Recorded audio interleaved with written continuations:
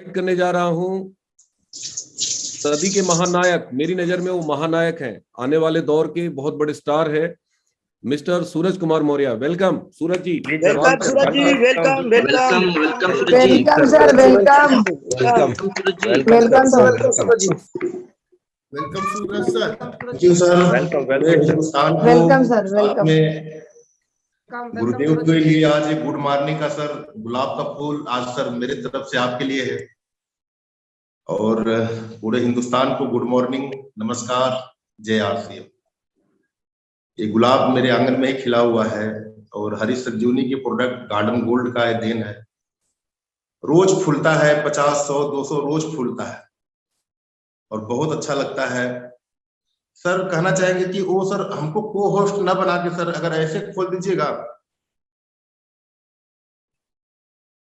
को होस्ट नहीं बनाया आपको? नहीं बना दिए हैं सर, को होस्ट को बंद कर दीजिए सर और केवल आवाज खोल दीजिए। को होस्ट बन जाने के बाद कोई बात नहीं सर, कोई बात नहीं, वो हटता नहीं है। ठीक ठीक सर, वो चेहरे पे आ रहा था, कोई बात नहीं सर। चलिए, गुरुदेव के लिए सर आज बहुत कुछ बोल दिए सर, आपकी बहुत बड़ी महानता है सर, और आप जैसे शख्सियत जिस टीम को गाइड कर रहे हैं सर, वो टीम वाकई में सर आने वाले कल में पूरे हिंदुस्तान के नहीं, आने वाले कल में पूरे वर्ल्ड में सर आप चैंपियन होंगे और आपके साथ साथ हम पूरी टीम चैंपियन होगी सर। गर्व होता है हम लोग को कि हम लोग के मार्गदर्शक, हम लोग के गुरु, हम लोग के मेंटोर, सब कुछ सर कतरा कतरा आप हैं, और आपकी वजह से ही सर आज पूरा कायनात चल रही है हम लोग की। बहुत बड़ा करेंगे सर। दोस्तों, सर बताए थे कल कि अपने बारे में बताना है। दोस्तों, मैं कई बार अपने बारे में आप लोग के बीच में आया हूं, लेकिन आज जो मैं बातें आपसे करने वाला हूं कुछ अलग बातें करने वाला हूं, और क्योंकि मैं कभी भी पूरी हिस्ट्री के बारे में अपने बात नहीं किया, लेकिन आज मैं पूरी हिस्ट्री के बारे में आप लोग से बातचीत करना चाहूंगा। आज दोस्तों, मेरा नाम सूरज कुमार मौर्य है और हम 3 भाई और 2 बहन का हमारा परिवार है। मेरे बाबूजी शुद्ध रूप से किसान थे, मेरी माताजी गृहिणी थी। दोस्तों, मेरा जन्म हुआ चंदौली डिस्ट्रिक्ट के एक छोटे से जगह पे बबरी डिघवट गांव में मेरा जन्म हुआ, और मेरी जिंदगी की शुरुआत वहां से हुई। जब मैं 4 साल का 3 साल का था, तब से लड़कपन लाइफ थी, मैं वहां से अपना जीवन चालू किया। दोस्तों, बहुत लंबा परिवार था मेरा, 50-60 लोगों का परिवार था, ज्वाइंट परिवार था। आज भी फैमिली लगभग ज्वाइंट ही है। उस परिवार में मेरा जन्म होता है, और जन्म होने के बाद ही 3-4 साल के हम हुए तो मुझे याद है कि आज भी प्राइमरी स्कूल डिघोट में है, जहां पे मैं 1-8 महीना सर स्कूल गया था। वो भी पटरी लेकर के नरकट का वो बना के दिया गया था, नरकट का और दुधिया खोल के दिया गया था लिखने के लिए। वहां से मेरी जिंदगी की कहानी चालू हुई, लेकिन उसके 1-1.5 महीने बाद ही मेरे पिताजी की प्लानिंग हुई, मेरे घर के लोगों की प्लानिंग हुई सोनभद्र में जमीन लेने के लिए। तो लोग जमीन की प्लानिंग कर ही रहे थे। उसी बीच में जब मैं 4 साल का था गांव पे ही, तो मैं जब चारा काट रहा था सर, एक बार की बात मुझे याद है। देखिए सर, मेरी चारों उंगलियां आप लोग को दिखाई दे रही होगी, ये चारा मशीन में पूरी कट गई थी। सिर्फ नीचे का चमड़ा बचा हुआ था। मेरे अंकल का बहुत बड़ा सहयोग रहा पूरे परिवार का कि उंगली बचाई गई नहीं, उस समय काट के निकालने का नौबत आ गया था सर। वहां से जिंदगी मेरी चालू हुई। मेरे जब पिताजी सोनभद्र में जमीन लिए, तो मेरे पिताजी सोनभद्र में आए। सोनभद्र में एक जगह है मारकुंडी, मारकुंडी के बगल में एक गांव है महुआव, जहां से कि मेरे जीवन का कहानियां लिखी गई, स्टार्ट हुआ। लेकिन दोस्तों, मैं आपको बताना चाहूंगा कि जब मैं डिघोट बबरी गांव में था, 4 साल की जब मेरी उम्र थी, वहां पे जब लाइट कटती थी तो लगता था कि यार कब लाइट आ जाएगी। गांव में इतनी गर्मियां उस समय हुआ करती थी, आज तो और कई गुना बढ़ चुकी है। जब मैं जो वहां से बाबूजी के साथ में, मुझे याद है कि जब मैं ट्रक पे पूरा सामान लादा गया, बांस लादा गया घर से काट के, सारा बर्तन भरवा लादा गया। मम्मी थी, हम थे, एक मेरी छोटी सी सिस्टर थी, बहुत छोटी थी, वो 2-3 महीना की थी उस समय। बाबूजी ट्रक में भर के जब सोनभद्र के लिए रवाना हुए, हम सब लोग चल दिए वहां से। और जैसे ही ट्रक रावणसगंज में पहुंचा, और रावणसगंज के क्रॉस करने के बाद जैसे ही मारकुंडी घाटी पे पहुंचा, रात का वो समय था, लगभग 2 बज रहे थे। और जब मैं उस पहाड़ के ऊपर से नीचे देखा, आप लोग कभी अगर इधर आए होंगे तो देखे होंगे यहाँ का दृश्य, जब पहाड़ के ऊपर से रात में इतनी लाइटें जलती थी गाड़ी की, इतनी लाइटें, कि लगता था उस समय कि हम बंबई शहर में आ गए। मैं अपने जीवन में इतना खुश था कि यार क्या कमाल हो रहा है, इतनी लाइटें जल रही है, क्या मजा आएगा जीवन का। मतलब गांव में तो इतना दिक्कत होता था। लेकिन दोस्तों जैसे ही वो ट्रक नीचे उतरा, नीचे उतरने के बाद मेरे यहाँ एक बंधा है 5-6 किलोमीटर का, बहुत बड़ा बंधा। जब वो ट्रक उस पर चढ़ा, उसके बाद जहां मुझे जाना था गांव में, वहां पे एक दूसरे व्यक्ति के घर में एक मड़ई लगाए मेरे बाबूजी। जब सुबह हुआ तो सब अंधेरा हो गया। मैं बाबूजी से पूछा कि बाबूजी लाइट, वो सब बोले वो सब ट्रक की लाइट थी यार, इतनी ट्रकें चलती हैं, इतनी गाड़ियां चलती हैं, इधर प्लांट है, बिजली का प्लांट प्रोग्राम में, वो सब लाइट दिख रही थी। जिस गांव में मैं गया सर वहां पे लाइट ही नहीं थी। बंधा के किनारे छोटी सी मड़ई छाई गई, मेरे बाबूजी छाए, हम लोग मिल के छाए, और वहां से मेरी कहानी स्टार्ट हुई। जो मेरे बाबूजी जमीन लिए थे, मैं आपको बताऊं सर कि उस जमीन में जब खेती हुआ करती थी, मुझे याद है आज भी वो दिन। मैं गांव पे था, जब यहाँ पे आया तो बाबूजी मेरे जब फरसा लेके उस खेत में जाते थे, तो जब पांव बाहर निकालते थे तो पूरा की पूरा जोक उनके पांव में पूरा सट जाया करती थी, चौना भर से नीचे। वो आके नहर पे बैठ के एक एक जोक को निकालते थे। मैं बहुत डरता था, लेकिन धीरे धीरे बाबूजी के साथ में आदत पड़ गई, मैं भी उस जोक का गुरु बन गया, और मैं जितनी भी जोखें पकड़ती थी मैं भी आके निकालता था, नमक डालता था, उन सबों को मारता था। वहां पे मेरी खेती का जीवन स्टार्ट हुआ। लेकिन हम लोग बंधा के नीचे एक छोटी सी मड़ई लगा के थे सर, और वहां पे कोई चीज नहीं था, ना ही हम लोग के पास सिलेंडर था, गैस चूल्हा तो आप सब कुछ हो गया था। उस समय तो गोबर पे गोईठा पे खाना बनता था। उस समय सर गोईठा भी मेरे पास में नहीं था, ना ही मेरे पास में उस समय पशु वहां पे थे, मेरी माता जी गोईठा पा के खाना बना सके। उस समय सर खाना बनाने के लिए सबसे बड़ा चैलेंज हुआ करता था कि रोज मुझे घर से बाहर निकलना पड़ता था। उस बंधे में जाकर के हम बिहावा काटते थे, बंधे के ऊपर चकवड़ होता था, चकवड़ काटते थे, और चकवड़ काट के जब लाते थे तो खाना बन पाता था। और जो भैंस गैया आती थी बंधे में चरने के लिए, जब वो गोबर कर देती थी, वो सूखता था तो कंडी बन जाता था, तो कंडी जब हम बीन के लाते थे तो खाना बनता था। ये हमारी जिंदगी की कहानी सर वहां से धीरे धीरे स्टार्ट हुई। और जैसे ही मैं फिर स्कूल जाना, मेरे बाबूजी नाम लिखा दी, वहां पे एक नर्सरी स्कूल है, मैं पढ़ना चालू किया। पढ़ाई में धीरे धीरे जाता रहा, पहली क्लास, दूसरी क्लास, तीसरी क्लास, चौथी, 5वीं तक मैं गया सर। पढ़ाई भी मैं ना के बराबर किया सर। हम थे, मेरा दोस्त था, इस समय सर वो आर्मी में एक बड़ा अधिकारी है और मैं आरसीएम में अधिकारी हूँ। तो हम दोनों लोग पढ़ाई लिखाई अपना चालू किए सर, और चालू करने के बाद मैं पढ़ने में बहुत कमजोर था, वो भी कमजोर था, लेकिन वो मेरे से ठीक ठाक था।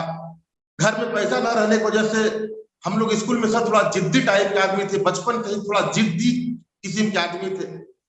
मुझे याद है कि बताऊंगा सर, थोड़ा डरी बात हो, जिद्दी किस्म के हम लोग आदमी थे, और स्कूल में जाते थे, 1 रुपया घर से मिलता नहीं था, पैसा नहीं था तो मिलेगा कहाँ से।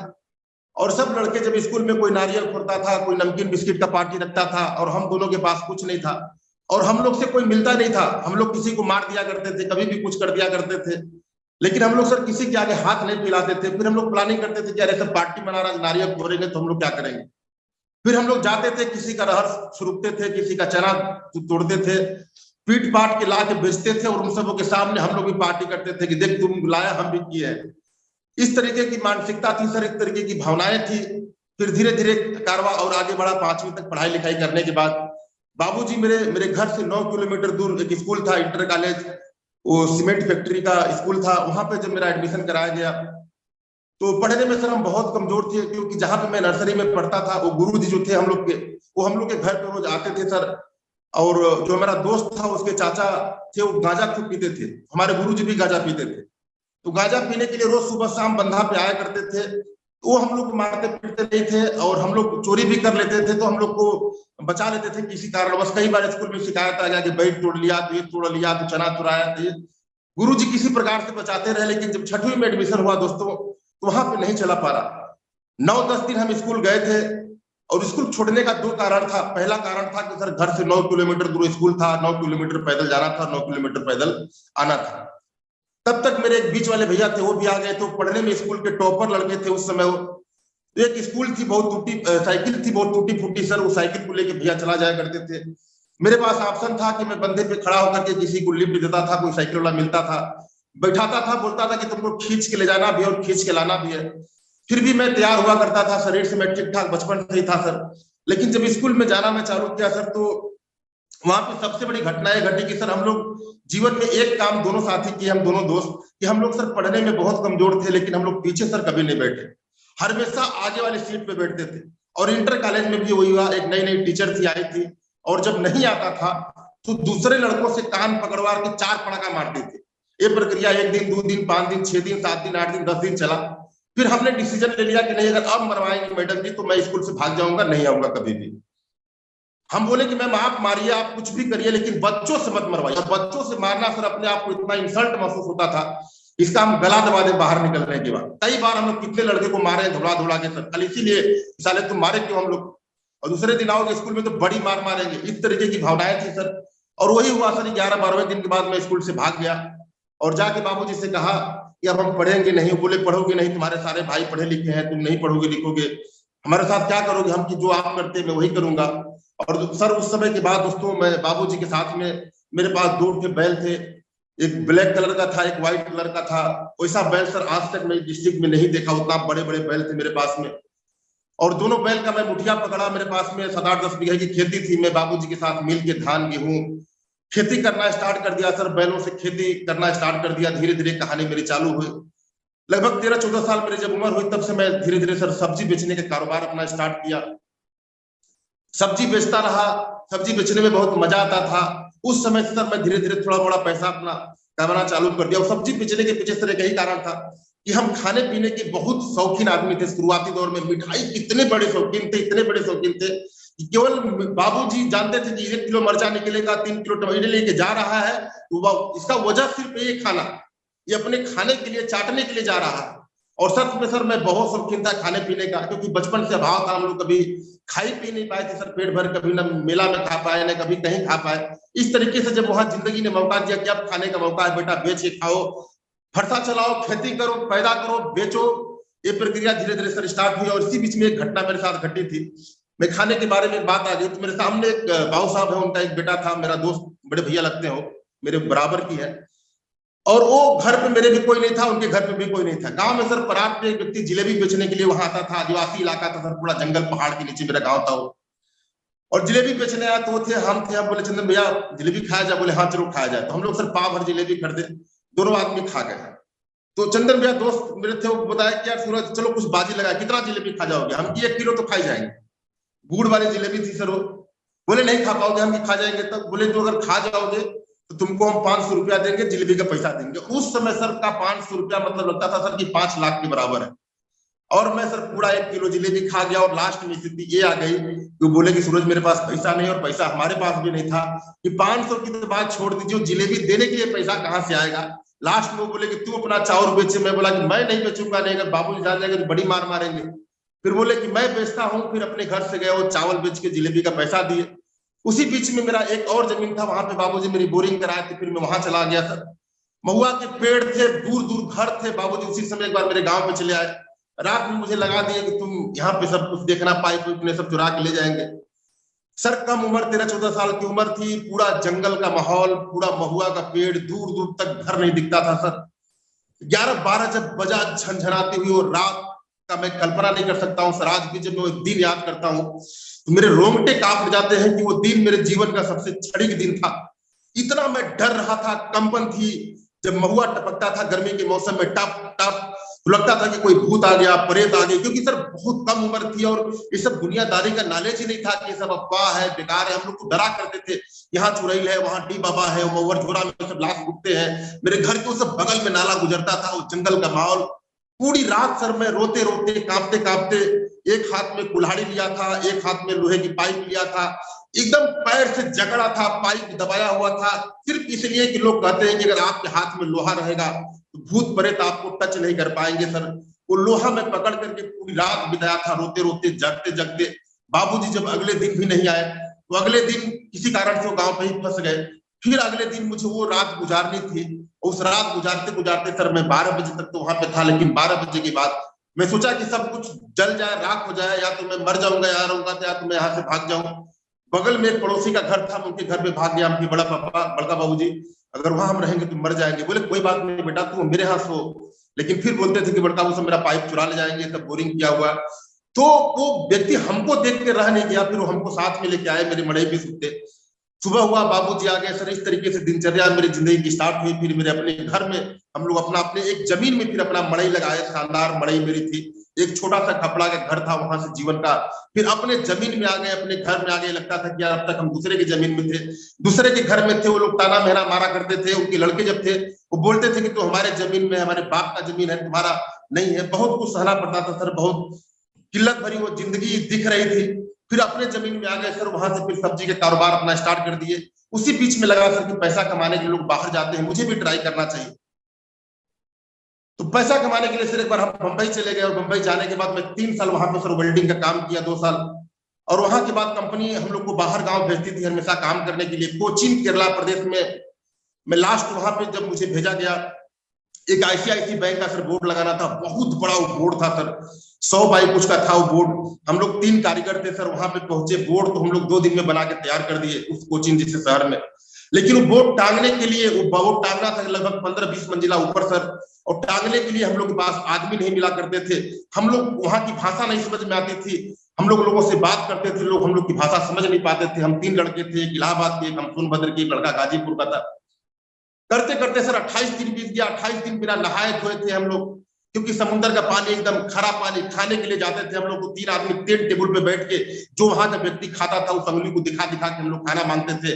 28वें दिन मेरे दिमाग में एक आइडिया आया कि चलो हम लोग चलते हैं पूरी बिल्डिंग में। पूरी बिल्डिंग सब बैंक की थी, स्टेडियम के जस्ट बाहर समुद्र के किनारे है सर। फिर वहां पे हम लोग जब बिल्डिंग में पहुंचे तो मैं गया आईसीआईसी बैंक में, एक लड़का दूसरे बैंक में गया, एक लड़का दूसरे बैंक में गया। हम लोग एक ही बात बोलते थे कि सर आपको हिंदी आती है, सर आपको हिंदी आती है। 28 दिन का सर कपड़ा वेल्डिंग से सब जला हुआ, छेद हो गया था पूरे कपड़े में वेल्डिंग करते करते। जिस बैंक में मैं गया था, जब एक व्यक्ति से पूछा कि सर आपको हिंदी आती है, तो उन्होंने इशारा दिया कि अंदर जाओ चेंबर में मैनेजर साहब के पास। एक लेडीज सर मैनेजर थी वहां जाने के बाद, क्योंकि 28 दिन का बिना नहाया आदमी कैसा होगा सर, शरीर से बदबू आती थी, कपड़े एकदम गंदा, सब छेद पूरे जैकेट में सेट में था। वहां जाने के बाद मैं हाथ जोड़ा, बोला कि मैम आपको हिंदी आता है? बोली क्या बेटा बताओ क्या बात है। इतना जब वो बोली सर, तो हम लोग को लगा कि यार हम लोग मतलब कुछ भी जीत गए। हम बोले मैम ऐसी सी बात है सर, हम लोग इतना दिन से फंसे हैं बेगर नहाए। तो बोले चलो मैं नीचे आती हूँ। लिफ्ट से नीचे आए, और बगल में बेवड़ा लोग था समुद्र के नीचे, जाके उनसे उनकी भाषा में बात की, हम लोग से हम लोग की भाषा में। 50-60 बेवड़ा गए, बिल्डिंग के ऊपर रस्सा से खींचने लगे, और हम लोग 3 आदमी झूला से लटके थे। और जब हम लोग बोलते थे कि नीचे लाओ तो ऊपर खींच देता था, जब हम लोग बोले ऊपर लाओ तो नीचे डाल देता था। लास्ट में मैडम जी को एक फोन दिया गया, मैडम जी ऊपर चढ़ गई, मैडम जी से बताती थी सारे से सर काम हुआ। उसी दिन हम लोग टाका फाका मार के लाइट वाइट लगा करके वेल्डिंग मशीन जो कुछ था हम लोग के सर बोल दिए थे कि सब तुम लोग बेच बाज दो, तुम लोग इतिहास बना दिए, बड़ा काम कर दिए। क्योंकि वो बहुत बड़ा प्रोजेक्ट था सर। वहां सब कुछ बेचने बाचने के बाद ट्रेन का टिकट नहीं मिला, रात में लग्जरी बस वीआईपी बस में, क्योंकि अपने बाप का पैसा था नहीं, उस कंपनी के मालिक का था, देना था। सब कुछ बेच बाज के पैसा भी खत्म हो गया, भाड़ा किराया लेकर के। फिर वहां से सर हम लोग रवाना हुए बेंगलोर के लिए। सर का वहां पे ऑफिस था, लेकिन जिस बस में हम लोग बैठे हो, हम लोग का गट्टा पकड़ के एकदम पीछे लेके गया, ऊपर वाले सीट में बैठा दिया कि तुम लोग इतना बुरा महक रहे हो। और हम लोग वहां से बस पकड़े सर, सुबह आ गए बेंगलोर। और जहां पे सर हम लोग सोते थे, उसी रात में सर सुनामी लहर वहां पे आया था। जहां पे हम लोग सोते थे वहां पे 40 फीट रेत बालू बच गया था सर, और वो बोट टूट के उधरा के ले जाने कहाँ चला गया। फिर उसके बाद हम लोग जब बंबई आए, सर के ऑफिस में पहुंचे, सर हम लोग को देख के बहुत खुश हुए। हम लोग बोले सर काम संतुष्ट है? बोले यार काम से संतुष्ट है, तुम लोग को देख के हम संतुष्ट हैं कि तुम लोग की जिंदगी बच गई। फिर ले आके कंप्यूटर हम लोग को सारी कारनामा वहां के दिखाने लगे कि देखो ऐसे वहां पे घटनाएं घट गई। हम लोग भी ऊपर वाले से मना रहे थे कि क्या कुदरत का देन है कि 28 दिन बीत चुका था, एक दिन और बीत गया होता तो लड़का जो सामने आपके बोल रहा है सर, वो 40 फीट रेत के नीचे दब गया होता। वहां से जब मैं बंबई आया, उसके बाद मैं डिसीजन ले लिया कि आज के बाद मैं बंबई काम नहीं करूंगा, मेरा सब्जी जिंदाबाद, मेरा गांव जिंदाबाद। वहां से मैंने डिसीजन लेके बंबई से निकलने का सर मूड बना लिया। और तब तक भैया मेरे हाई स्कूल का फॉर्म भरवाए थे, क्योंकि मैं 5 के बाद कभी स्कूल नहीं गया था, ये बात मैं आज तक छुपाया था, लेकिन आज मैं बात बता रहा हूँ। हाई स्कूल का फॉर्म भर दिया गया, और जैसे ही मैं बंबई से आया सर, अपने जीजा जी के पास, जो हम लोग के डॉक्टर साहब हैं, जिनका इस बिजनेस में सबसे बड़ा योगदान सर हम लोग को यहाँ तक पहुंचाने का है, उनके पास मैं गया। फिर पता चला कि तुम्हारा पेपर है, तुम्हारा हाई स्कूल का फॉर्म भर दिया गया है। तो हम बोले भैया हम क्या लिखेंगे, जब कुछ आता ही नहीं तो क्या लिखेंगे। बोले कुछ भी करो, नकल होगी, बोलेंगे सब, तुमको लिखना है, पास हो जाओगे। हम क्या बोलेंगे भी तो लिखने तो आना चाहिए भाई साहब, जब लिखने ही नहीं आएगा तो क्या बोलेंगे, क्या हम पास हो जाएंगे। और पर्सनालिटी सर ठीक ठाक हो गई थी, क्योंकि बंबई से लोग आते हैं सर ना, तो भले प्लेट साफ करते हो, लेकिन गांव में आने के बाद ना गड़ी तिगड़ी बतियाने लगते हैं, मराठी बोलने लगते हैं। मैं तो सर वहां का भुक्त भोगी रहा हूं, तो थोड़ा पर्सनालिटी ठीक ठाक हो गया था, बाल थोड़ा एकदम झकास बिंदास हो गया था। फिर एक मेरे मामा थे वहां पे कंपाउंडर, बोले कि चलिए कुछ उपाय लगाते हैं। उपाय वो लगाए सर, फिर मेरा हाथ तोड़ा गया जबरी, मतलब तोड़ा नहीं गया सर, ठूस फूट का तोड़ना पड़ा। पूरे हाथ में प्लास्टर बनवाया गया और प्लास्टर बनवाने के बाद एक मेरे बड़े पापा के लड़के हैं, वो मेरा पेपर देने के लिए मारूपुर चहनिया में गए सर। वहां पे हम लोग भी गए, प्रिंसिपल साहब क्या पहुंचे रात में हम लोग कि सर ऐसी ऐसी बातें हैं सर, प्रवेश पत्र पे उनका फोटो लगा दीजिए सर, मैं आम के पेड़ से गिर गया था। बहुत सारी बातें मैंने उनको बताया। मामा जी साथ में बोले बेटा जो तुम कर रहे हो ना, मैं बहुत पहले करके छोड़ दिया हूँ। लास्ट में फिर भाई साहब मेरे पेपर दिए सर, मैं हाई स्कूल में, उस समय वो लेटर हाई स्कूल का प्रमाण पत्र सर मेरे नाम से है, उस समय 409 नंबर आया था सर। 3 विषय में डिस्टिंक्शन क्या कहते हैं वो आया था, लेकिन वो मेरा देन नहीं था, भाई साहब का देन था। इस तरीके से मुझे हाई स्कूल पास करवाया गया हाथ तोड़ करके। उसके बाद फिर से मैं आ गया सर और फिर से सब्जी बेचने का काम चालू कर दिया सर। लेकिन 17 साल की उम्र में मुझे बिजनेस को मिला, जिस बिजनेस के बारे में आज पूरा हिंदुस्तान जानने के लिए, सुनने के लिए, आज गुरुदेव को सुनने के लिए बेताब रहता है। आरसीएम बिजनेस 17 साल की उम्र में मिला है। बिजनेस देने वाले कोई और शख्सियत नहीं थे, मेरे बड़े भाई हैं आदरणीय अंगद प्रसाद मौर्य जी। मैं चाहूंगा एक बार बजा दीजिए, सर के माध्यम से मुझे बिजनेस मिला। भैया मेरे कंपाउंडर थे वहां पे, जीजा जी क्या मेरे जीजा जी के घर में काफी सामान की जरूरत थी, इसलिए वो आरसीएम को ज्वाइन करने के बाद कुछ दिन बाद उनकी शादी हुई आरसीएम के साथ। उनको पहला चेक 850 रुपया का आया, तो उनको लगा कि यार सूरज को भी ज्वाइन करा देना चाहिए, और उनकी शादी ही मेरी आरसीएम बिजनेस में सर ज्वाइनिंग बनी थी। देखिए दोस्तों, किस व्यक्ति के समय कैसे बिजनेस मिल जाए कुछ कहा नहीं जा सकता। कुछ लोग को प्लान दिखाया जाता है, कुछ लोग को सेमिनार में बुलाया जाता है, कुछ लोग को रट्टा मरवाया जाता है, फिर भी ज्वाइन नहीं करते हैं। ज्वाइन कर भी लेते हैं, बिजनेस को छोड़ के भाग जाते हैं। उनका पूर्व जन्म का कर्म ही खराब है। मैं तो सच बोलता हूं सर, किसको किस प्रकार से अभियान मिल जाता है। मेरे को सर अभियान अजीब प्रकार से मिल गया। भाई साहब की शादी ही मेरी आरसीएम बिजनेस में ज्वाइनिंग का कारण बना सर, क्योंकि उस समय 1890 का, 1500 का, 1300 का, 2500 का, 3000 के कपड़े आते थे। वो कपड़े खरीदने की शायद अपनी औकात नहीं थी कि हम लोग आरसीएम बिजनेस को ज्वाइन कर पाया, मेरे भाई साहब हमको ज्वाइन करा पाए। लेकिन जब उनकी शादी हुई, शादी के बाद सर तीज का त्योहार हमारे हिंदू धर्म में होता है, तीज भेजने का एक रिवाज होता है। उस रिवाज में बहुत सारी साड़ियां, बहुत सारी महिलाओं का श्रृंगार का सामान जाता है, वो सामान खरीदने के लिए। तो सामान खरीदा गया, तीज भेजने का समय आया तो भाई साहब घर पे आए और पिताजी से बोले कि बड़े पापा जो पैसा साड़ी खरीदना है तीज भेजने के लिए, पैसा मुझे दिया जाए, मैं साड़ी खरीद के लाऊंगा। और सर मुझे बाद में बात पता चली कि चंदौली पिकअप सेंटर पे हो गए सर, और उस पिकअप सेंटर पे गिनी चुनी 5-6 साड़ी थी सर, और 3 साल पुरानी वो साड़ी थी। अब सोचिए दोस्तों, जरा भाइयों और महिलाएं जो हमारे बीच में ध्यान से समझेगी कि जो 3 साल पुरानी साड़ी हो, 5-6 साड़ी होगी, उसको लाखों बार लोग उलट पलट इतना खड़ा कर दिए थे कि अगर उस पानी को में डाल के उस साड़ी को निकाला जाए तो गंदा निकलेगा। लेकिन उस समय भाई साहब को कुछ नहीं दिखाई दिया। ओपन चॉइस का सर एक किट मिला, और उस किट में वो साड़ी भरे उस फार्म को मिला। वो फार्म में मेरा नाम भर के सर भिलवाड़ा चला गया, और वो साड़ी जहां जानी थी तीज में वहां चली गई। जब घर पे साड़ी लेकर के आए और साड़ी भाई साहब रख के चले गए, तब तक घर नहीं आया जब तक तीज न भेज दिया गया हो। घर के सब लोग भला बुरा कह रहे थे कि कितना खराब साड़ी लाया है, लेकिन फिर भी घर वाले बोले कि भेजो, उसी को पत्नी को भेजना, उसी को ससुराल भेजना है, भेजो, जो होगा देखा जाएगा। जहां पे साड़ी गई सर, वहां से भी बहुत सारा इज्जत मिला। इज्जत के बारे में आप लोग मतलब समझ सकते हैं कितना बड़ा इज्जत के बारे में बात कर रहा हूँ। बहुत सारा स्वागत हुआ कि बहुत बढ़िया साड़ी आई है, बड़ी तारीफ हुआ। देखिए दोस्तों, साड़ी खरीदने के पीछे राज क्या था।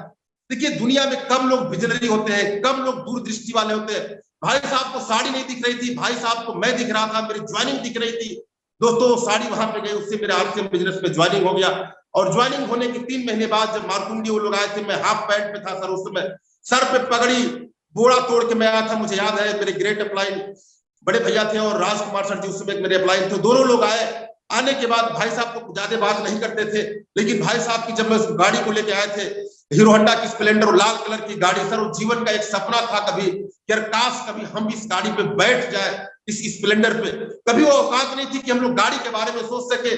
मेरा एक ड्रीम था कि जब शादी होगी तो गाड़ी मांगेंगे, लेकिन बाद में सब सपना शहीद हो गया। मैं ये सोच लिया यार मैं अनपढ़ गवार आदमी, यार लोग पढ़े लिखे के तो गाड़ी देता ही नहीं, हमको कौन देने वाला है। वो सारा सपना सब दफन में दफन हो गया।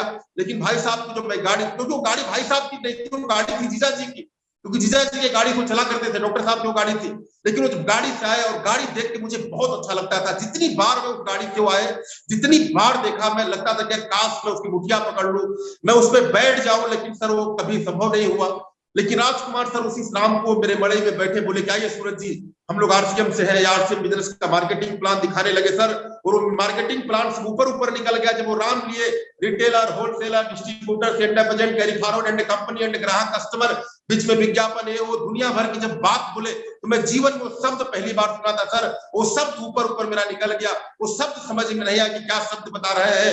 मैं लगा कि सर ये कुछ नहीं समझ में आ रहा है सर। तो आरसीएम वाले बहुत बड़े खिलाड़ी होते हैं, इसीलिए कहते हैं कि मैं सीख रहा हूं, मैं सीख रहा हूं, मैं सीख रहा हूं। वो खिलाड़ी आदमी थे, वो मेरे को परख गए, उनको लगा कि इस बंदे को समझ में नहीं आया। उसके बाद एक वॉकमैन निकाले सर, उस वॉकमैन में कैसेट डाल दिए और वो कैसेट जैसे जैसे बजना चालू हुआ मेरे दिल की धड़कनें बढ़ना चालू हो गई। क्योंकि दोस्तों मैं पढ़ाई लिखाई तो कम जरूर किया था, लेकिन बचपन से मेरा एक ड्रीम था, एक सपना था। आवाज आ रही है सर क्लियर? आ रही है। बचपन से एक ड्रीम था दोस्तों, एक सपना था। गाना गाने का मैं बहुत शौकीन आदमी था। स्कूल पीरियड में था तब भी गाया करता था, नहीं था तब भी गाया करता था, सब्जी बेचता तब भी गाया करता था, सगड़ी जब मैं चलाता था तब भी गाया करता था। मुझे याद है दोस्तों, मैं जब सब्जी बेच के मैं आता था वापस ओबरा से, ओबरा एक मार्केट में रहा है, वहां से मैं जाता था संडे को, बुधवार को हम मार्केट लगता था, मैं सब्जी बेच के आता था। लोहे की सर पूरी मेरी सगड़ी थी, एक बीच में लकड़ी का नहीं था, इतने मोटे मोटे उसमें मैं तिल्ली लगा रखा था, बंधा पे ठोना भर खाला ऊंचा नीचा था, उसमें मेरी वो सगड़ी चला करती थी। एक बार की बात है सर कि मैं आ रहा था और सगड़ी मेरी पलट गई, मैं बंधे के नीचे चला गया सगड़ी को रोल करते हुए, और सर कारण यह हुआ कि उसका हड्डी मेरे पेट में गड़ गया और जाके रीढ़ की हड्डी से टकरा गया। केवल पेट नहीं फटा, कुछ दिन बाद मेरे पेट में दर्द होना स्टार्ट हुआ। तो मुझे लगा कि यार दर्द क्यों हो रहा है। धीरे धीरे फिर मैं जीजा जी के यहाँ गया, जब उसका अल्ट्रासाउंड हुआ तो बाद में चला कि हार्निया रोग हो गया है, लेकिन हार्निया नहीं था, मैं डर के मारे किसी को बता नहीं था, वो गड़ा था हंडिल का सगड़ी सर। और उसको वजह से मेरा पेट का ऑपरेशन हुआ, पूरा पेट चिरना पड़ा, बाद में मैं ठीक ठाक हुआ सर वहां से। तो जब प्लान नहीं समझ में आया, कैसेट जब मेरे को सुनाए सर, वो कैसेट में जैसे जैसे सुनता था दिल की धड़कनें बढ़ जाती थी। गाना गाने का बचपन से ही शौक था। मुझे लगा कि सर इनसे मैं बढ़िया बोल सकता हूँ जो मैडम बोल रही है। मैं उस कैसेट का नाम आज नहीं लूंगा, लेकिन मैं बोला कि सर मैडम जो बोल रही है मैं उनसे अच्छा बोल सकता हूँ, शानदार बोल सकता हूँ। और वो लोग मेरी तारीफ करके यहाँ से चले गए, बोले चंदौली में एक मीटिंग है, फगुइया में आ जाना। मैं वहां पे सर एक मीटिंग में गया, 7, 8, 10 लोग की मीटिंग थी, मुझे याद है, नाम वाइज याद है कि शुरुआती दौर के फगुइया के कुछ साथी थे, जहां पे मुझे पहली बार सर खड़ा होकर बोलने का मौका मिला और सातों लोग मेरे लिए तालियां बजाए। वो मेरे जिंदगी का टर्निंग पॉइंट बन गया वो ताली सर। उस ताली के बाद मैं पीछे मुड़ के कभी नहीं देखा। फिर आपका प्रोग्राम सर एक बार हुआ था, आदरणीय मनोज कुमार मिश्रा सर का वो प्रोग्राम मुझे याद है फगुइया में हुआ था सर। उस प्रोग्राम से मैं जग गया था सर, मैंने डिसीजन ले लिया था कि मुझे आरसीएम बिजनेस करना है। अब दुनिया इधर से उधर हो जाए, चाहे कोई कुछ भी करे। तब से दोस्तों मैं काम स्टार्ट किया, और जो जो बातें मुझे सर आप लोग बताए थे कि टाई पहनना है, मैं पहले दिन से टाई पहनना स्टार्ट कर दिया। सूट पहनना है, मैं पहले दिन से सूट पहनना स्टार्ट कर दिया, और मैं काम को तेजी से काम करना चालू किया सर। काम करता गया। फिर पहला चेक आया 1741 रुपए का, वो चेक भी एक्सपायर हो गया सर, वो चेक नहीं भजा क्योंकि मेरा अकाउंट नहीं खुल पाया था, उम्र मेरी कम थी, 18 साल नहीं थी। वो चेक में लेके कितना गांव घुमाया सर, अपने मारकुंडी इलाका, चोपन, ओबरा के अगल बगल जितने गांव थे, मैं साइकिल जाके एक एक आदमी से बात करता था कि देख भाई, बोलते थे चेक आ गया है, चेक आ गया है, चेक आ गया है। लोग बोले भजेगा, मेरा उम्र का मैं खाता नहीं खुल पाया है, भजेगा। लोग मजाक उड़ाते रहे, विरोध करते रहे। धीरे धीरे मैं काम चालू किया सर। एक टाइम सब्जी बेचता था, सुबह मैं 4 बजे रात में घर से निकल जाता था, और सब्जी बेच के जब मैं आता था 2 बजे, सगड़ी एक तरफ, तराजू किलो एक तरफ, फेंक फाक के नहा धो के टाई सूट पहनता था, और बिना मेडगार्ड वाली वो साइकिल, मुझे याद है कि मेरे साइकिल में कभी ब्रेक नहीं होता था सर। जब ब्रेक मारना पड़ता था तो मैं चिमटे के आगे जूता चप्पल से मैं टायर को ऐसे दबाता था और साइकिल मेरी खड़ी हो जाया करती थी। ये मारकुंडी का मोड़ आप लोग को साथी देखे होंगे, मैं जूते चप्पल के दम पे बिना ब्रेक में साइकिल रोज उतारता था, रोज चढ़ाता था जब मैं रावटसगंज जाता था मंडी में। इस तरीके की दोस्तों मेरी लाइफ के स्टाइल से कहानी चालू हुआ। एक टाइम सब्जी और एक टाइम आरसीएम का प्लान, आरसीएम का प्रोडक्ट, आरसीएम का प्लान, आरसीएम का प्रोडक्ट। लोग पागल साबित कर दिया था कि भाई सब्जी बेचे गया है बेवकूफ, कहीं का टाई सूट पहन के आ गया, बिना मेडगार्ड का मेरा साइकिल था। जब मारता था पीछे से छीटा धोआ के कहीं सूट के ऊपर गिर जाता था, फिर आके धोता था, फिर साफ करता था, फिर सुबह पहनता था, फिर जाता था प्लान दिखाने के लिए। वॉशिंग पाउडर उस समय आता था, मंजन आता था, इतने सारे प्रोडक्ट नहीं थे सर दोस्तों, न्यूट्री चार्ट नहीं था, हेल्थ कार्ड नहीं था, और उस समय के प्रोडक्ट भी एक इतना बड़ा मंजन आता था, मुझे याद है जब हम लोग उसको गाड़ते थे तो पानी अलग गिरता था, पेस्ट अलग, लोग बोलते थे लवंग पानी का पेस्ट है। क्या मोटिवेशन हम लोग बिजनेस करते थे, किट बेच के हम लोग काम किए। पहले मैंने 18 ज्वाइनिंग कराई, मेरा नाम होने लगा कि सूरज मौर्य का लड़का जुड़ गया है। फिर एक मेरे सीनियर अपलाइन आए मेरे यहाँ और बोले कि मैं आ रहा हूँ, बहुत मोटिवेशनल व्यक्ति थे वो, और आने के बाद जब मुझे वो देखे तो ठंडा हो गए। उनको लगा कि यार, मैं सोचा कि 18 ज्वाइनिंग कराया कोई तुर्रम खान आदमी होगा, ये हाफ पैंट वाला लड़का, सर पे पगड़ी, मुंह में गुटखा दबाए हुए, और अपने जैसे 8, 10, 15 साथियों को इकट्ठा कर दिया, गाय भैंस चराने वालों को। बीच सीवान फील्ड में खरिहान में वो मीटिंग हुई थी, जैक वाले ट्रैक्टर की टाली में पलट दिया था, उसी पे वो प्लान दिखाया। और प्लान दिखाने के बाद वो व्यक्ति एक बात कह गए थे सर यहाँ से कि दोस्त सूरज जी अगर इस बिजनेस में टिके रह गए, क्योंकि आरसीएम वालों की सबसे बड़ी दोस्तों भूमिका होती है कि वो जाते हैं, उनको दर्द होता है, लोग जब नहीं मिलते हैं तो किसी को गाली नहीं दे सकते हो, किसी को बिगड़ नहीं सकते हैं। मुझे सुजीत सर की आज भी एक बात याद है, जब वो बोलते थे कि मैं एक आदमी के लिए बेंगलोर गया, जब मोबाइल स्विच ऑफ कर दिया, मैं रेलवे स्टेशन पे सोया था, फिर भी सर उसको गाली नहीं दिए। सर मुझे केवल गाली नहीं दिए, उनके अंदर से रोक कांप गया था। कितना दूर मैं ठंडी में आया था जिस व्यक्ति से मिलने के लिए, ये हाफ पैंट में मिल गया, ये लड़का बिजनेस खड़ा करेगा यार, कितना दूर में आया था इस कलकलाती हुई ठंडी में। लेकिन एक बात वो कह गए थे मजाक मजाक में कि सूरज जी इस बिजनेस में टिके रह गए तो आने वाले समय में रावणसगंज में इतना बड़ा प्रोग्राम होगा, कोई हाल नहीं बचेगी जिसमें एक बार में प्रोग्राम कराया जा सके। सर धीरे धीरे सिलसिला चालू हुआ, मैं स्टार बना। स्टार बनने के बाद मुझे याद है रेलवे प्लांट डिपो क्लब आज भी मुगल सराय में है, जहां पे मेरा सम्मान समारोह था, मैं था, मेरे वो एम्प्लॉय थे, वो रॉयल्टी हुए थे, मैं स्टार हुआ था। उस प्लांट डिपो क्लब में सर जो सेलिब्रेशन हुआ था, हम लोग 2 ही साथी थे पूरा। आज भी मुझे वो दिन, वो मंजर याद है, उस दिन का वो सेलिब्रेशन याद है। जब वो सेलिब्रेशन हुआ, उस सेलिब्रेशन के बाद मैं स्टेज से जब नीचे आया था सर, उसी समय एक लड़की से मेरी मुलाकात हुई थी। वो लड़की हमारी टीम में ज्वाइनिंग थी, आदरणीय दरोगा सर ज्वाइन कराए थे, अंगद सर हमारे ज्वाइन कराए थे। वो लोग को जानते थे, मैं उस लड़की फड़की को नहीं जानता था। लेकिन नीचे आने के बाद, मेरी बात सुनने के बाद, वो लड़की हमसे मिली, बोली कि सर मैं आपके टीम में हूँ, मुझसे बात नहीं करते हैं, ये है वो है। हमने ठीक है मैडम, होगी बातचीत, मोबाइल नंबर ले लियो, बातचीत धीरे धीरे करना चालू की सर मुझसे। भाई साहब का मेरा चकिया में एमए का एडमिशन कराना चालू की। उसका मेन ध्येय था कि मैं इस लड़के को फंसाऊं, जो कह लीजिए सर। वो धीरे धीरे सिलसिला बढ़ता गया, उस लड़की से मेरी बातचीत भी होने लगी। दरोगा सर एक बार हम लोग को याद है चंदौली में जनहित हॉस्पिटल पे इंश्योरेंस का फार्म लेके गए थे, उसी समय सर उस लड़की से भी बात कर रहे थे, हमसे भी कर रहे थे। और किसी प्रकार से सर उसका मेरा लव मैरिज चालू हो गया। हम लोग की बातचीत भी हो गई कि शादी होगा, ये होगा, घर से प्लान निकाल, दुनियादारी बातचीत चालू करने लगी। फिर मैं रॉयल्टी हो गया सर। रॉयल्टी होने के बाद उसका भी एक जॉब लग गया प्राइवेट बैंक में, देहरादून चली गई। और जिंदगी में पहली बार मैं रॉयल्टी बनने के बाद विजय दिवस में सर भीलवाड़ा गया। जब भीलवाड़ा का वो मंजर में देखा, वो कई लाख लोगों का, वो आरसीएम वर्ल्ड के बाहर जब वो भीड़, वो गैदरिंग उस समय का मुझे याद है सर, वो दिन आज मैं भूलता नहीं हूं कभी भी। वो भीलवाड़ा में प्रोग्राम खत्म होता है, मैं जीवन में पहली बार अपने शहर से बाहर निकला था, भीलवाड़ा जैसे शहर में। वहां जाने के बाद फिर अपने लोगों को मैं छोड़ छाड़ के मैं भाग गया जयपुर बस पकड़ के, केवल उस लड़की के चक्कर में सर। और उस लड़की से मिलने के लिए वो लड़की बताई कि वहां से टाइम इतना मुझे ट्रेन पकड़ेंगे, ये ट्रेन में आपको मिलेगी, क्योंकि सर कोई जानकारी मुझे नहीं थी उस समय। जैसे जैसे बताती रही फोन से, मैं वो ट्रेन पकड़ा, वहां से मैं दिल्ली चला गया सर। और दिल्ली में कौन, तो रोडवेज बस स्टेशन बहुत बड़ा है सर, वहां पर तो लोग, अनजान आदमी खोजते मर जाएगा तो नहीं मिल पाएगा। करते करते वो मुझे प्लेटफॉर्म नंबर बताती रही, मैं पहुंच गया यूपी के बस स्टैंड पे। वहां पे बोली कि इस नंबर की बस आपको मिलेगी, देहरादून होते हुए सहारनपुर आएगी, उस बस को पकड़ लीजिए। वो बस में सर बैठ गया और उस लड़की से मिलने के लिए मैं सर देहरादून से होकर सहारनपुर चला गया। फिर मैं बोला मैं उतर गया हूँ, अब क्या करूं? बोले रिक्शा वाले को फोन दो। मैं रिक्शा वाले को फोन दे दिया, वो पता बताती कि उसके क्वार्टर में मुझे पहुंचा दिया। 2 दिन तक मुझे खूब घुमाए फिराए, देहरादून, मसूरी, कहाँ। उसके बाद मैं गांव चलाया। धीरे धीरे सर हम लोग का सिलसिला दिन पे दिन नफरत बढ़ता गया। मैं बोला आरसीएम करो, बोले जॉब करेंगे, ऐसे ऐसे करते करते करते एक बार वो स्कूटी हमसे मांगे कि आप स्कूटी दे दो। हमसे दूरी होने का उसका मेन कारण सर यही था, स्कूटी।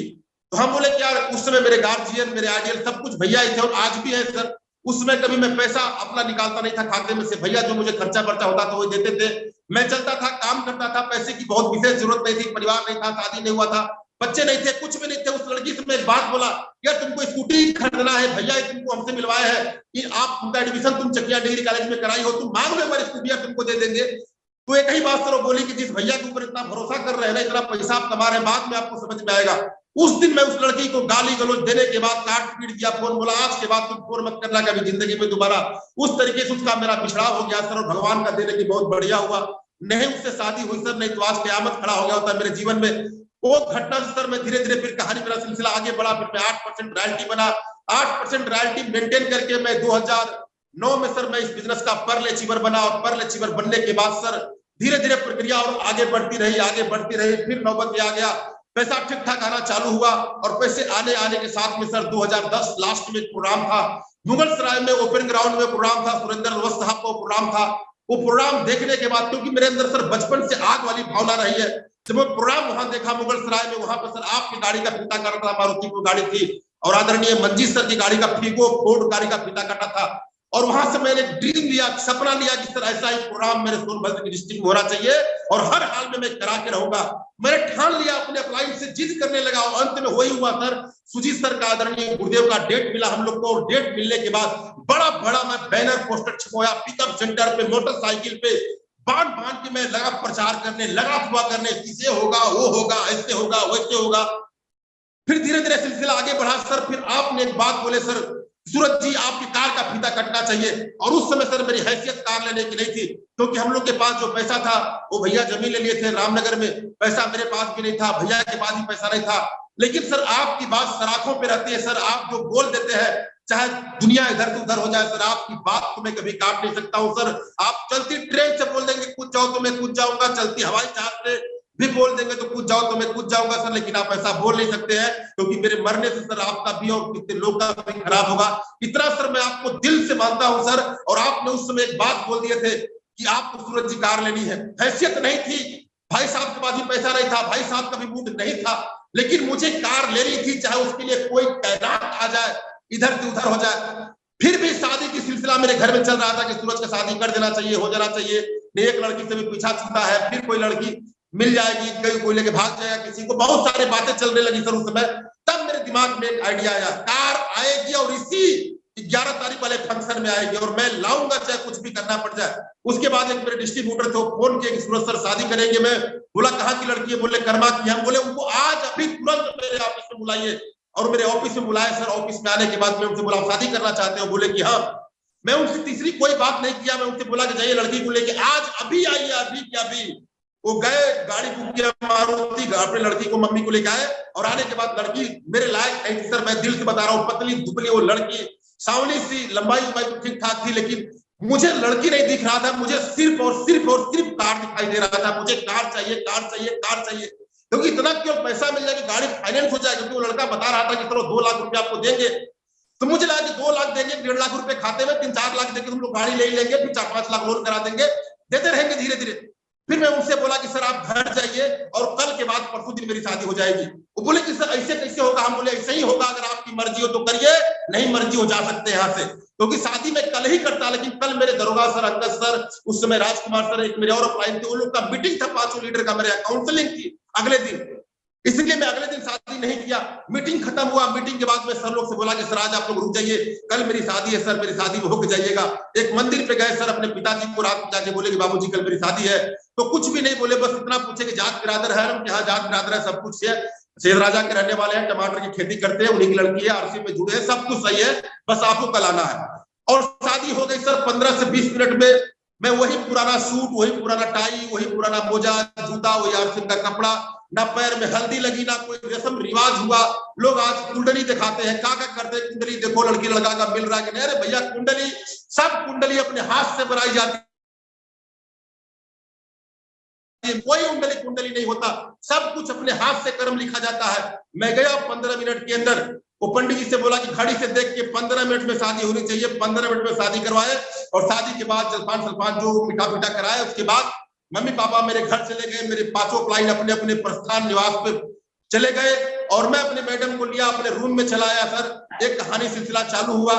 लेकिन जब शादी हो गया तो राजकुमार सर मेरे क्लाइंट थे, बोले सूरज जी पैसा मिला आपको? हम सर पैसा तो नहीं मिला।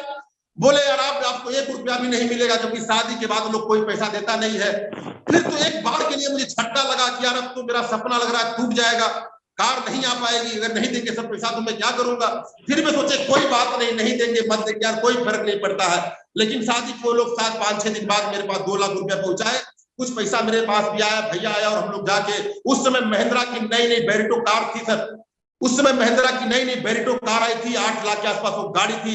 और हम लोग गाड़ी को लिए और भैया चला करके मेरे ऑफिस में लाके बंद किए। और वो 11 तारीख का वो फंक्शन, वो मंजर, वो जलजला जो था, जो डे नाइट प्रोग्राम रखा गया, शाम को 4 बजे चालू हुआ, रात में 12 बजे खत्म हुआ, बिना डीएम के परमिशन को प्रोग्राम लोग करवाए थे।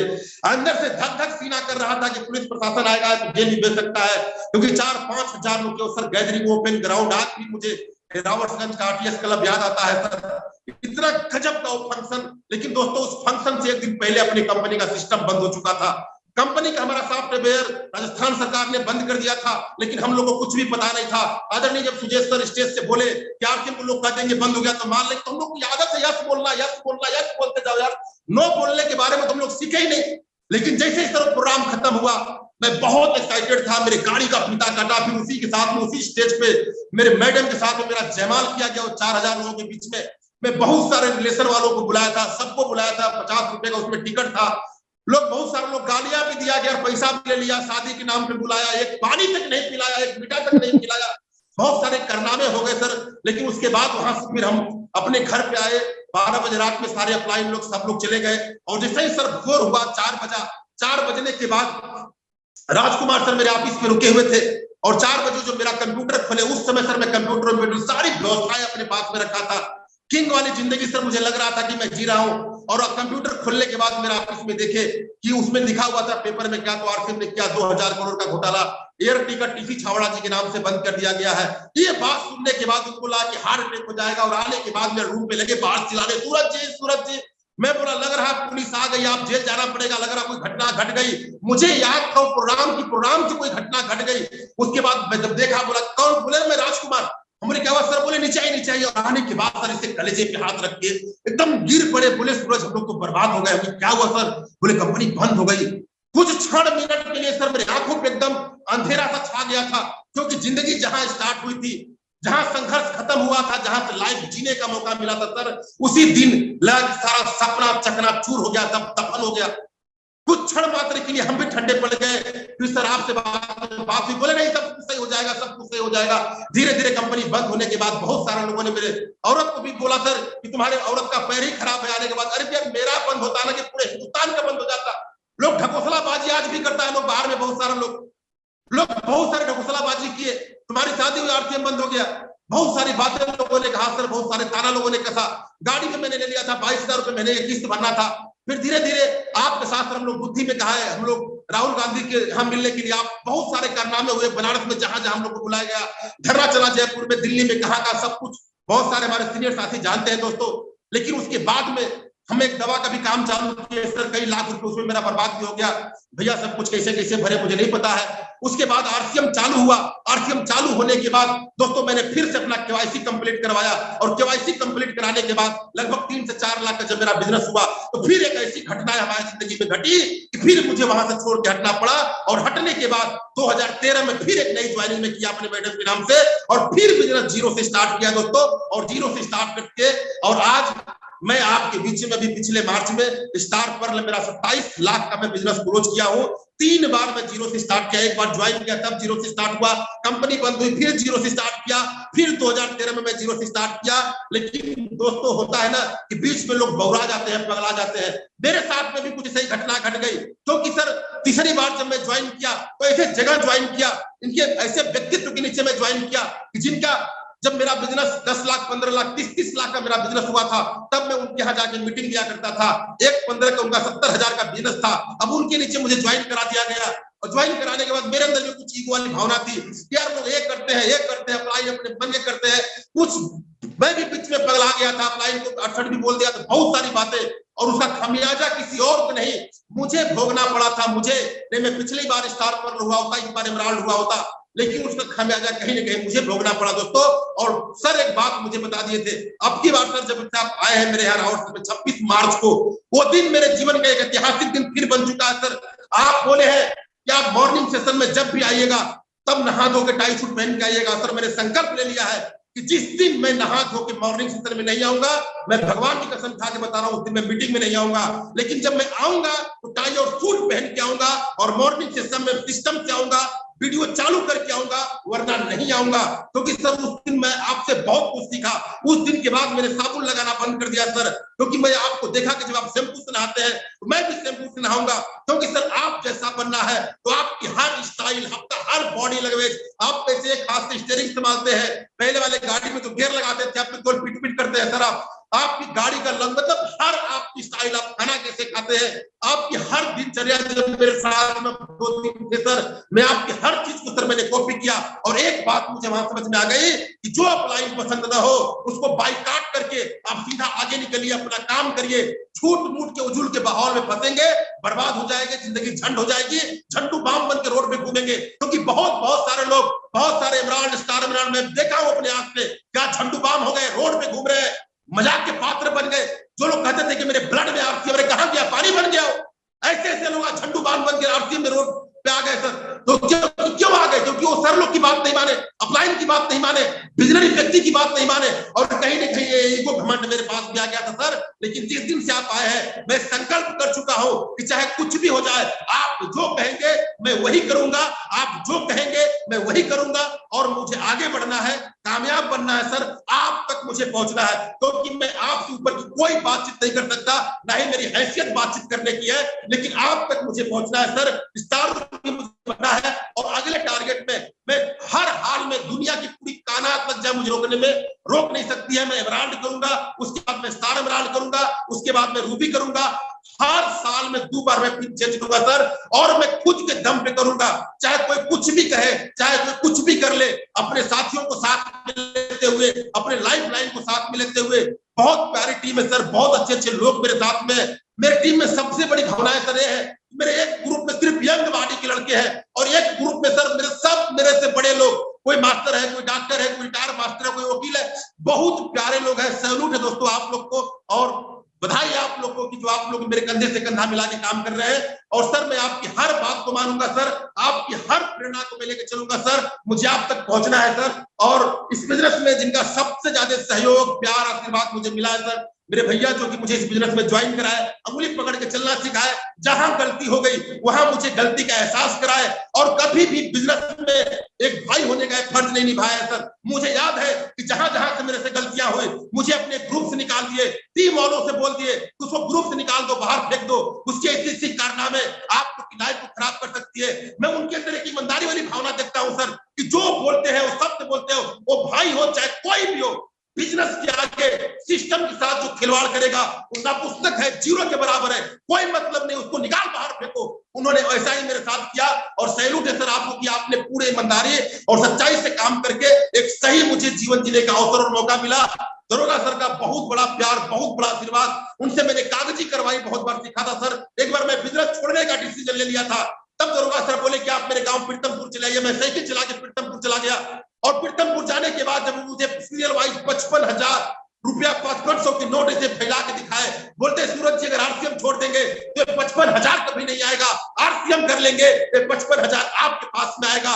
और दोस्तों तब मैं पीछे मुड़ के कभी नहीं देखा। कई बार साइकिल का टायर फट गया, कई बार रात में फंसा, कई बार लोगों ने क्या कहा, एक मेरे यहाँ बंधा है, कभी भी सर आप गोबरा जाते हो ऊपर से देखेंगे तो बहुत बड़ा बंधा दिखता है, उस बंधे में मेरे दोस्तों ने मेरा टाई पहन के गोबर में घुसा दिया था। वो भी दिन मुझे याद है, ऐसे ऐसे दिन मुझे याद है जब हमारे गांव के पढ़े लिखे लोग इस अनपढ़ व्यक्ति को, हर जोतने वाले लड़के को बीच में खड़ा होकर के समझाते थे और गाली देते थे, साबुन को मेरी गाली देते थे। वो आज सब के सब बेवकूफ लोग आज भी साइकिल का पौडिल मार रहा है, आज भी सगड़ी चला रहा है। मैं गांव जाता हूँ, चेहरा उनका काला काला काला बंदर जैसा दिखता है। जब हमको देखते हैं इतना स्मार्ट चेहरा, चेहरे पे लाली चमक, बोलते हैं तुम्हारे नसीब में था, तुम्हारे कर्म में था, तुम कर ले गए। हम की बेटा आज भी तुम्हारी जिंदगी खराब थी, कल भी खराब थी, जिंदगी भर खराब रहेगी। खराब करते करते तुम मर जाओगे, कहीं आगे नहीं बढ़ पाओगे। सर मेरी बातें आज किसी जगह समाप्त होती है। अगला टारगेट मुझे ब्रांड लेना है सर। दुनिया की कोई ताकत हस्ती नहीं रोक सकती है सर। और आपके लिए सर मेरे दिल से मेरी जितनी भी दुआएं है सर वो आपके लिए है सर, कि आप हम लोग को गाइड करें, आगे बढ़ाएं सर। और आपके गाइडलाइन में सर हम लोग इतिहास बनाएंगे, जंग जीतेंगे। और सर मैं एक बात बता दूं सर कि मैं मोटिवेशनल चीजें बहुत देखता हूं। मैं जातपुर कुलदीप सिंह के बारे में मैं बहुत पढ़ा हूं सर। मैं बिंदर सिंह यादव साहब के बारे में पढ़ा हूं। मैं बहुत सारे ऐसे जो हमारे देश में कारनामे करते हैं, मैं उनका वीडियो देखता हूं, ऑडियो देखता हूं, खून खौल उठता है सर। और वही जज्बा इस बिजनेस में काम करने के लिए मजबूर करता है। इसी के साथ आज की मेरी बातचीत समाप्त हुई। नमस्कार, जय आरसीएम। मेरी बात से किसी को ठेस पहुंचा हो तो माफी चाहेंगे, और आदरणीय गुरुदेव जी को माइक हैंड ओवर करेंगे। ओवर टू गुरुदेव आदरणीय डीप बहुत मार्शल। जोरदार, बहुत जोरदार, ग्रेट। Super super. एक बॉर्डर फिल्म का हीरो, एक आज मिरेकल मॉर्निंग सीजन का हीरो। यस, सनी देओल लग रहे थे एकदम जबरदस्त। बिल्कुल बिल्कुल। नाम है सूरज और काम है प्रकाश फैलाना। देखिए साथियों, क्या स्ट्रगल की स्टोरी रही है, कहां से उठ के ये बंदा आज कहां पहुंच गया। कहते हैं ना, रॉ मटेरियल इनके अंदर थी, कामयाबी की बहुत, मतलब डायमंड जाने की इनके अंदर रॉ मटेरियल है। बस जरूरत था एक सही प्लेटफॉर्म की, और इन्होंने उस प्लेटफॉर्म को पहचाना, उस प्लेटफॉर्म पे अपने आप को स्टेबल किया, संघर्ष किया इन्होंने। सोचिए, 3 बार जीरो से स्टार्ट किया, 1 बार नहीं, 2 बार नहीं, 3 बार। लोग 1 बार गिरते हैं दोबारा उठ नहीं पाते, और 2 बार गिर जाते हैं ना तो तीसरी बार तो कभी उठ ही नहीं पाते। लेकिन सूरज जी 3-3 बार उठे हैं, 3-3 बार। आपको सैल्यूट है सूरज जी, आपको मैं क्या बताऊं, मेरे पास शब्द नहीं है। मेरी नजर में आप रियल हीरो हैं, आप स्टार हैं, मेगा स्टार हैं आप। आने वाले समय में इतिहास लिखा जाएगा और उस इतिहास के पन्नों पे आपका नाम होगा। देखिए दोस्तों,